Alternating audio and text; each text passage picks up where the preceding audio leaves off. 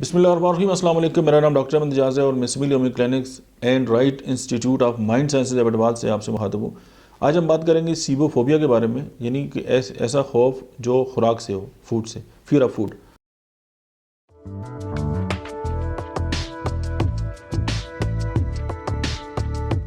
अब इस खौफ में मुबतला जो लोग होते हैं वो जो खाने पीने की जो चीज़ें हैं ना उनको अवॉइड करते रहते हैं, क्योंकि उन्हें जो है वो खुराक देख के जो है वो खौफ आता है। ये इस तरह भी हो सकता है कि कोई ख़ास फूड ऐसा हो जिसकी वजह से उनको खौफ आए, जैसे अगर केकड़े हैं सामने या फ़िश रखी हुई है। अब ज़रा फ़िश का खौफ तो अलग से है, लेकिन ये कि इस तरह की कोई चीज़ उनके सामने अगर प्रॉन या इस तरह की चीज़ आ गई तो उससे उनको खौफ हो सकता है, या ओवरऑल जनरलाइज जो है वो किसी भी जो खुराक है उससे उनको खौफ हो सकता है।